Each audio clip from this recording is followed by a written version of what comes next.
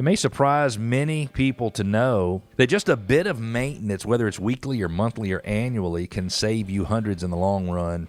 Would you be disgusted with yourself if you could have spent $100 to maintain something this year, and 3 or 4 years later you look back and realized that you hadn't done a good job maintaining the things that needed to be maintained?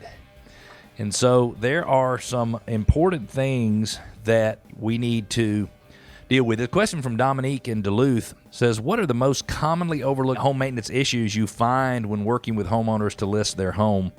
And here's a few things. I think number one, and I'm just giving them to you in order of when I drive up in front of the house. The first thing I notice is in many cases the roofs are covered with a fungus. And so if you look at roofs as you're driving through your neighborhood, you'll notice some of them have kind of blackish, grayish, maybe slightly greenish streaks. And that is a fungus growing on the roof. And it is basically feeding on your roof shingles, so it does not do your roof shingles any good. We've got so many trees overhanging houses in metro Atlanta.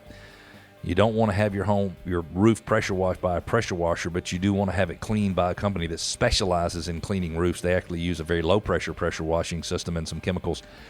And man, it makes a big difference. I've had my roof cleaned 2 or 3 times over its life, and it just looks like a brand new roof every time. Other commonly overlooked home maintenance issues is the wood trim on the exterior of the house.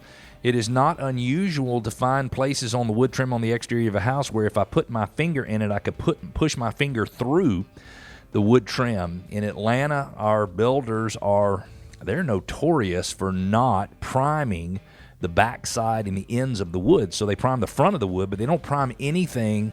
And then I shouldn't say they don't. It's common for them not to. There's certainly builders who do. And once something starts to rot, it just rots all the way through. I think people commonly overlook maintaining their hardwood floors. Sometimes you can have somebody come in and do a screening and a recoating of poly for a couple bucks a square foot, and it'll keep the floors from wearing so badly.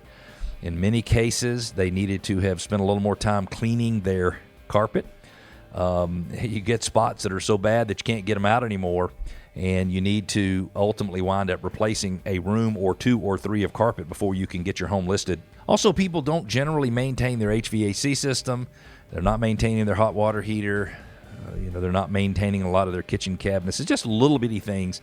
Some homeowners, they maintain the heck out of their homes, meaning when we go see the homes, they are just about picture perfect. But in many cases, people just don't have as much sensitivity to taking care of things on the inside of their home.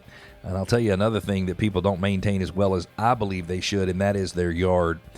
A home for sale is really all about curb appeal, and you only get one chance for that first impression, and sometimes it makes it very difficult.